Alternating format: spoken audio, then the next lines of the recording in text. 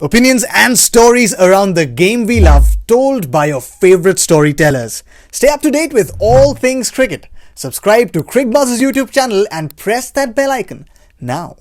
Generally, you see, in my experience of covering Pakistan cricket as well, the reason they've been such a fun team to cover is kuch bhi ho sakta hai. I remember 2011 World Cup it was the first World Cup since the whole unfortunate incident with Bob Woolmer. And I was with another Indian journalist, I won't name him.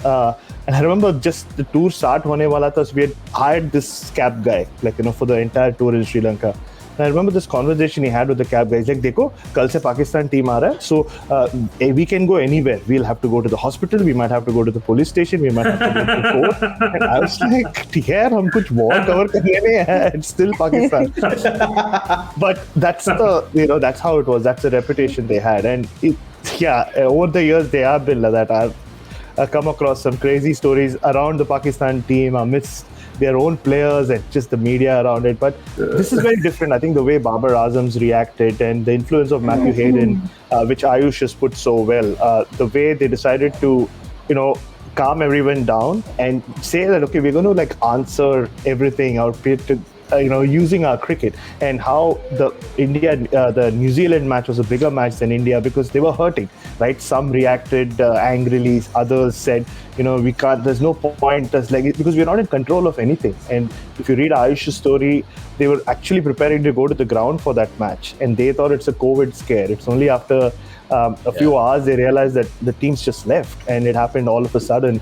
So to overcome that and to play the way they have, it tells you that it's a new Pakistan. And I was reading a story about Matthew Hayden in the local papers. He'd given an interview, and he said that as well. He said that when I was playing against Pakistan, we used to think of them as being fragile. We used to think of them as being emotionally not too strong. Like at point, I would only think about, Inzamam's going to be run out anytime. We just need to put a little bit of pressure on them and they'll crack. But what I've come to realize is there's nothing fragile about this lot. They're so different. And apparently the first day Matthew Hayden was there was a knock on his door, and Mohammad Rizwan was standing there with a English Quran. And the both of them sat on the floor, and they had this long chat about faith and, how faith connects cricket and everything else in Pakistan. And for someone like Matthew Hayden, who's also a big believer in faith, much like Justin Langer, they just connected. I think it's just the humility of this team that comes through in Ayush's piece, and it also came through in that interview from Matthew Hayden.